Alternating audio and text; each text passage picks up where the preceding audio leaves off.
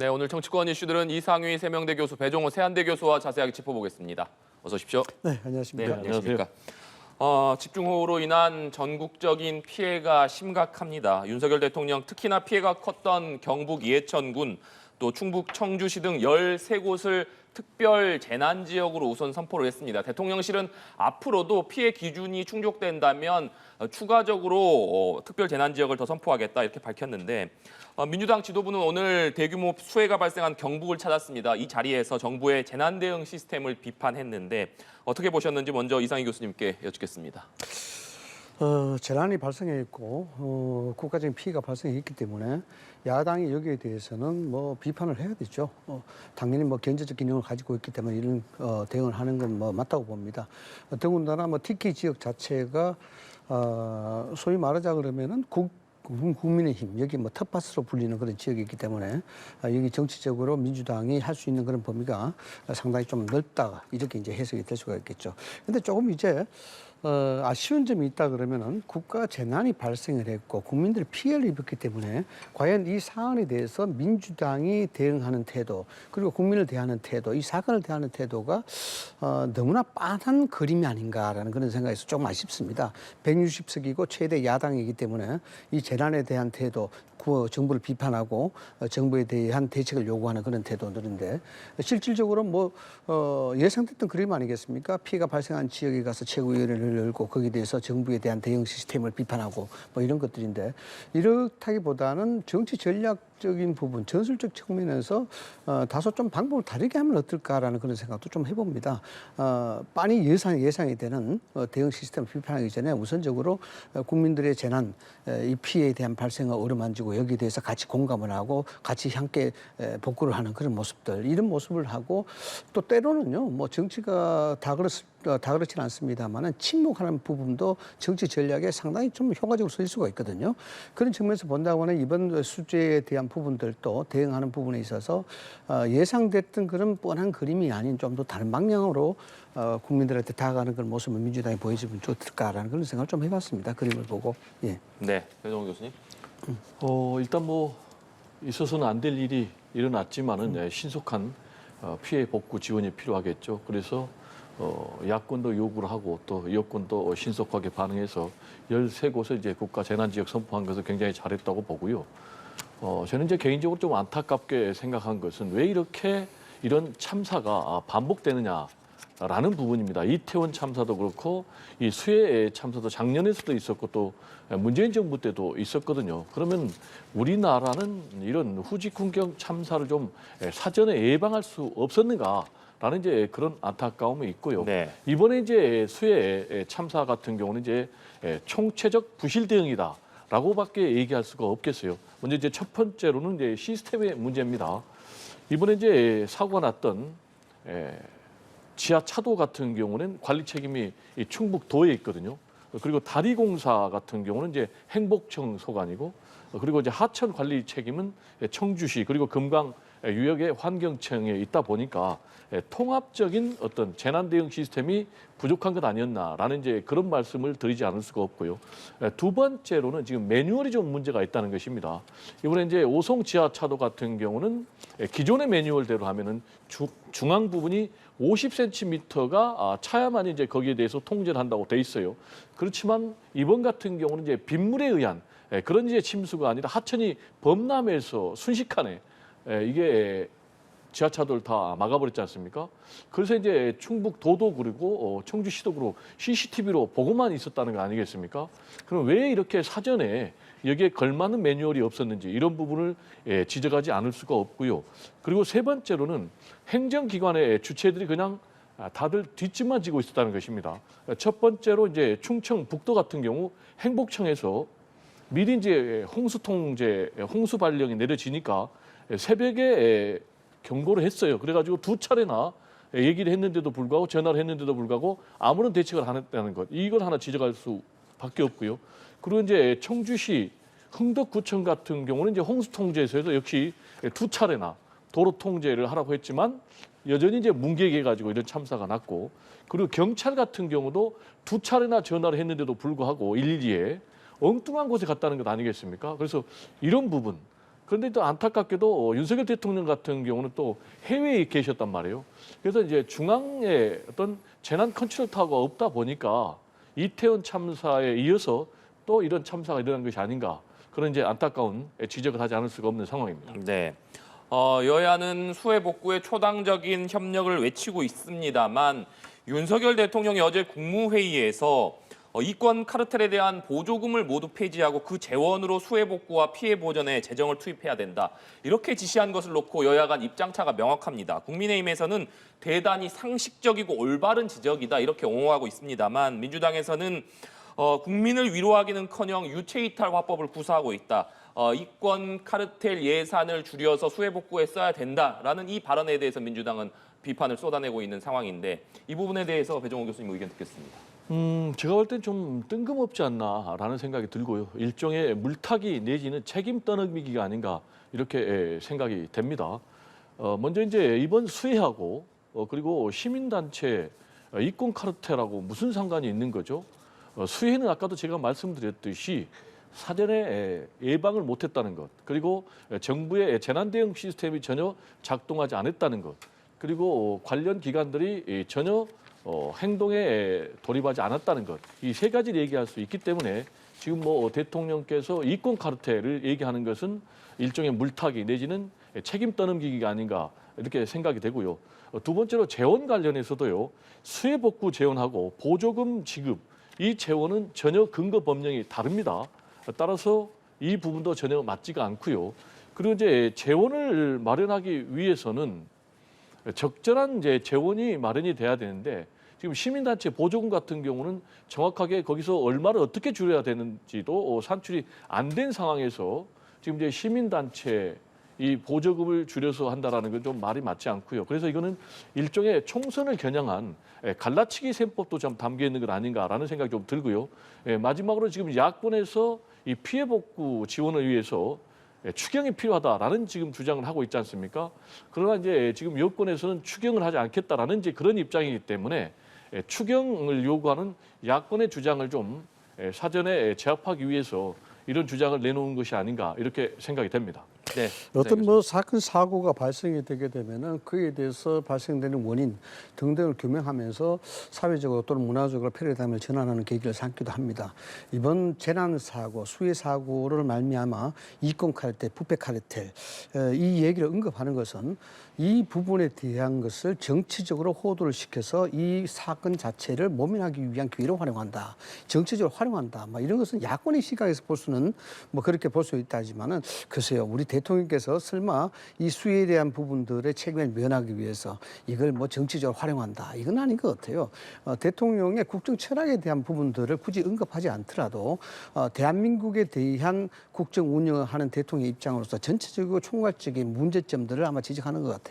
그래서 국힘에서도 이 문제에 대해서는 상식적이고 당연한 그런 얘기다라고 이제 입장 발표가 나오는 겁니다. 그 왜냐 그러면은 실제적으로 추경에 대한 얘기가 나오기 때문에 수재민들 즉 이재민들에 대한 대책은 그 무엇보다도 더 크게 이루어져야 되는 것이고 만족할 만큼 그렇게 피해 보상이 이루어져야 되는 겁니다. 결국 궁극적으로 돈이 이 문제를 해결한다는 것이죠. 네. 그러면은 지금까지 우리가 국가를 운영함에 있어서 국민의 혈세의 세금을 올바로 썼느냐에 대한 부분들을 이 기회에 한번 짚고 넘어가자는 것입니다. 이것만 하더라도 우리가 충분히 이재민이라든가 수재에 당한 우리 국민들에게 보상을 해줄 수 있고 피해 복구를 지원할 수 있다. 이런 것들을 표현하는 상식적인 얘기로 봐야 되겠죠. 왜냐 그러면은 실질적으로 비영리 민간 단체에 대한 보조금 사업, 그 뭐 이권 카르텔이라고 흔히들 이야기를 하고 있습니다만은 이 부분은 아시다시피 23년 동안 단 한 번도 조사를 받지 않았습니다. 여기에 대한 보조금이 어떻게 쓰이는지 또 어떻게 활용이 되고 있는지 전혀 이게 일종의 성역에 대한 불가침 영역에 대한 부분들로 표현이 되어 왔습니다. 이런 부분들은 굳이 제가 말씀을 드리지 않아도 아마 방송을 들으시는 분들은 아마 대부분 다 알고 있는 그런 내용들 아니겠습니까? 그래서 이 부분은 윤석열 정부가 들어서서 첫 번째 첫 전수조사를 했어요. 전수조사를 했는데 11,000개 가운데서 약 6조 원 가까이 지원된 것 아니겠습니까? 거기에 대해서 1,865억 건, 즉 1조 1천억에 대한 사업 자체가 1,865억 건의 부정부패가 있었다는 것 아니겠습니까? 국민 세금이. 그동안 지켜보지 못하고 우리가 감시 감독하지 못했기 때문에 이런 일이 생긴 거예요. 그래서 굳이 그 문제점을 이걸로 연관시킨다는 부분들은 뭐 무리가 있다고 주장할 수 있으나 지금 야당에서 이 부분에 대한 피해 복구비를 확실하게 해라. 추경도 해라. 이 돈에 대한 문제를 이야기하고 나니까 그럼 이 부분에 대해서 좀 더 우리가 이 기회를 통해서 바로잡아야 될 국가적 바로세우기 차원에서 바로잡아야 된다 그러면은 이런 이권 카르텔 이런 것들에 대한 것을 바로 세워서 여기에서 남겨지는 혈세들 이런 것들을 이재민들이라든가 국가의 피해를 본 그런 사람들에게 국민들에게 돌려주자 이런 어떤 상식적인 얘기죠. 그런데요 이 얘기는 그렇습니다. 우리 주객이 전도됐다는 얘기를 많이 하는데 이 얘기는 여당에서 할 얘기가 아니에요. 이런 수혜와 국가적 재정이 생기면 야당에서 이런 얘기를 해줘야 되는 거예요. 국민들한테 피해를 본 사람한테 피해가 많이 발생됐으니까 돈을 많이 지원해야 되고 지원 많이 주자 이 얘기 아닙니까? 그럼 이걸 여당이 하는 것보다 야당이 해야 되는 것이죠. 그래서 불효불급한 비용이 어디서 발생이 되느냐 여기서 세금이 누수된 상황이었느냐 이걸 낱낱이 밝혀서 이 돈을 다 걷어서 국민들한테 줘라 이 얘기가 여당에서 할 얘기가 아니고 야당에서 할 얘기입니다. 예. 네. 지금 이제 저는 상당히 이건 좀 안타까운 장면이라고 보는데요. 이거는 엄청난 이제 국민적 참사거든요. 50명이 지금 사망하거나 실종을 했고 지금 이제 청송에 지금 이제 청주의 오송 지하 차도 같은 경우는 14명이나 숨졌지 않습니까? 이런 사고는 교통만 통제를 했으면 일어나지 않는 그런 사고였단 말이에요. 근데 이제 아까도 말씀드렸지만 공교롭게도 대통령은 해외 순방 시에 또 귀국을 연기하고 그러다 보니까 전체적으로 컨트롤 타워가 작동을 안 한 이런 상황인데 대통령께서 지금 여기에 대해서 심심한 제가 볼 때 대국민 사과라든지 또는 석고되지 않은 그런 모습을 일절 보여주지 않고 있단 말이에요. 지금 또 아무도 책임지는 모습을 보이지 않고 있지 않습니까? 이태원 참사 때도 어땠습니까? 아무도 책임지지 않았어요. 그러다 보니까 결국 이제 주무부처 장관 이상민 행안부 장관이 국회에서 이제 탄핵 소찬이 통과가 돼가지고 지금 탄핵 심판을 받고 있는데 그럼에도 불구하고 지금 일선의 현장 책임자만 책임을 추구하고 있는 이런 상황. 이런 상황에서 뭐 느닷없이 시민단체 민간 보조금 이권 카르텔을 얘기를 하다 보면 국민들이 우라통이 터지는 거죠. 그래서 제가 볼 때는 좀 겸손한 그런 모습으로 다가가는 것이 지금 분노하고 있는 국민들. 지금 국민 같은 경우는 이것이 나라냐라는 소리가 저절로 나오고 있거든요. 왜냐하면 국가가 존재하는 이유가 결국 이제 국민의 생명과 안전과 재산을 보호하기 위함이 아니겠습니까? 근데 지금 현 정부에 있어서는 지금 참사가 거듭되고 있기 때문에 제가 볼 때는 좀 국민들께 성찰하고 반성하는 그런 모습을 보여줄 필요가 있지 않나라는 생각이 좀 듭니다. 네. 두 분께서 추경에 관련된 얘기도 해주셨습니다만 여야에서는 수해 복구에 초당적인 협력을 외치고 있지만 구체적인 대책을 놓고서는 입장 차이가 뚜렷한 상황입니다. 여야 대표 발언 듣고 대담 이어가도록 하겠습니다. 수자원 관리를 국토부가 아닌 환경부에서 하는 것이 과연 적절한지에 대한 검토가 필요하다고 생각되며 포스트 4대강 사업인 지류 지천 정비 사업도 체계적으로 계속 진행시켜 나가야 하겠습니다. 대대적인 방제 시설 투자 또 피해 지원 등을 통해서 경제도 살리고 민생도 살리고 그리고 이런 재난에도 우리가 대응하는 그런 삼중의 혜택을 누릴 수 있는 추경 편성에 정부 여당이 협력해 주시길 당부드립니다. 네, 여야 대표 발언 듣고 오셨습니다. 먼저 국민의힘에서는 문재인 정부 당시에 물관리 일원화를 위해서 이 물관리를 국토부에서 환경부로 옮긴 것, 그리고 4대강 보호 해체한 것, 이것들이 이번 폭우 피해의 원인 중에 하나다 이렇게 지목을 하고 있는데 이상희 교수님, 이 부분은 어떻게 봐야겠습니까? 지금 뭐 사고에 대한 원인을 가지고 따진다는 것이 적절하냐에 대한 부분은 좀 회의를 갖고 있습니다. 네. 그러나 저는 뭐 이 부분에 대해서 어느 정도 알고 있는 그 지식의 차원에서 말씀을 드린다 그러면 이런 거죠. 쉽게 비유를 하자면 이렇습니다. 동물보호협회에 가죽공장을 맡기는 거하고 똑같습니다. 이게 뭐냐 그러면은 환경부와 국토부가 하는 일이 판이하게 다릅니다. 네. 환경부가 하는 일은 수질을 관리하는 환경보호에 대한 일이고 국토부가 하는 일은 물그릇을 관리하는 일입니다. 즉 수량에 대한 치수를 관리하는 일입니다.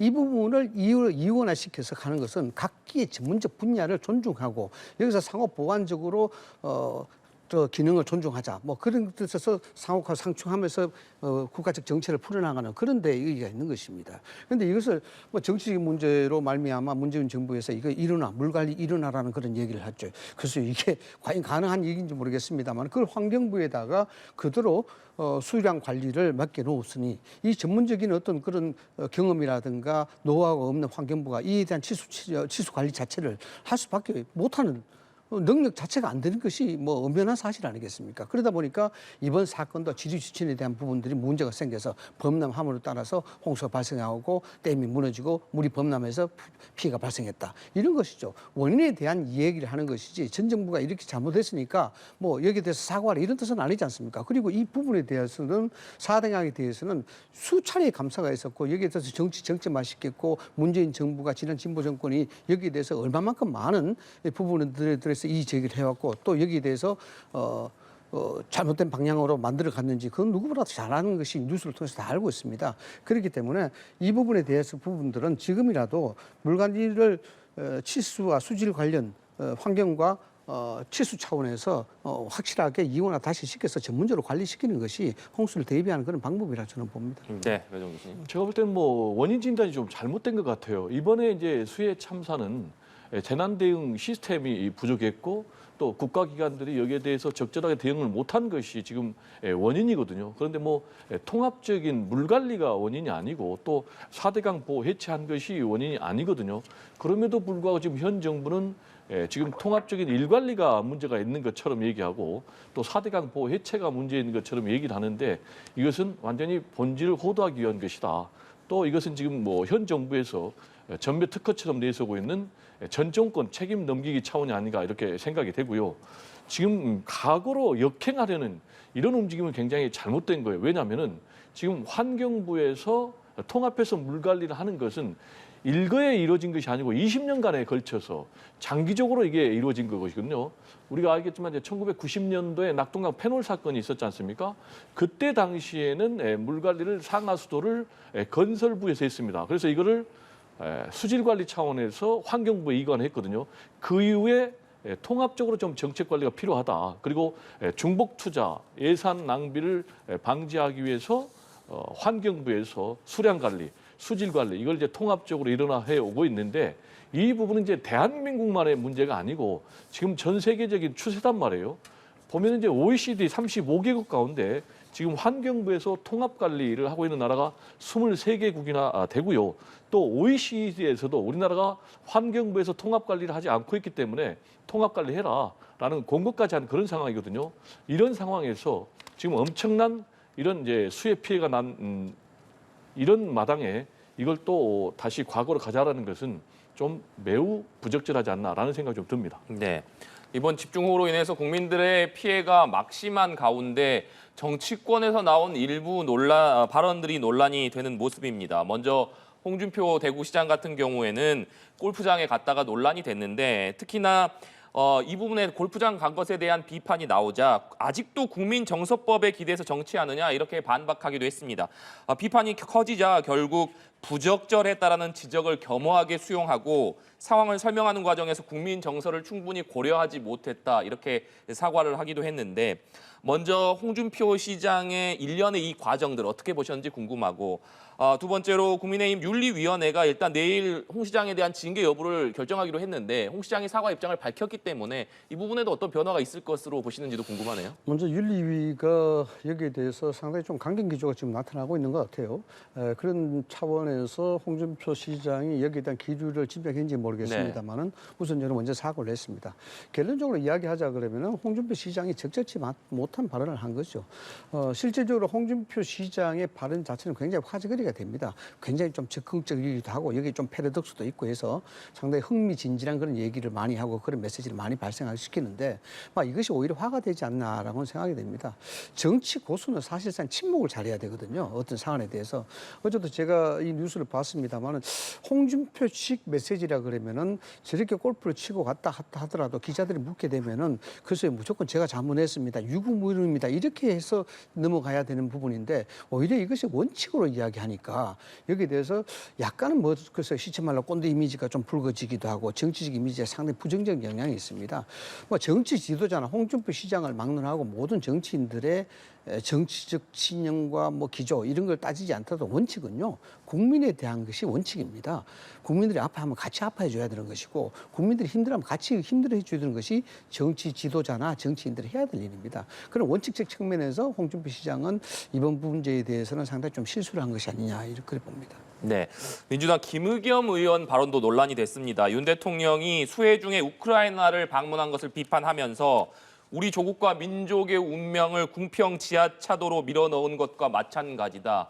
이런 발언을 해서 비판 여론이 거세졌습니다. 결국에 김의겸 의원이 사과를 하긴 했습니다만 이 발언에 대해서는 어떻게 보셨습니까? 굉장히 좀 부적절하죠. 김의겸 의원은 이제 윤석열 대통령의 우크라이나 행 그리고 또 거기에 있었던 발언 이런 것들을 이제 비판하기 위해서 비유적으로 이번에 이제 지하차도 참사를 갖다 끌어다 붙였는데 그러다 보니까 지금 2차 가해 논란이 빚어졌고 결국 본인도 부적절한 언급이었다라고 인정하고 자신의 불찰이었다라고 사고를 했지 않습니까?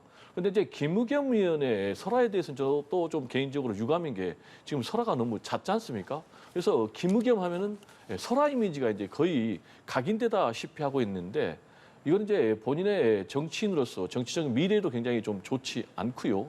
지금 이제 민주당에 대해서도 상당한 부담이 되고 있는 것이 사실이에요. 그래서 좀 발언을 할 때는 좀 신중하게 발언할 필요가 있겠고 또 특히 이제 김의겸 의원 같은 경우는 언론인 출신 아니겠습니까?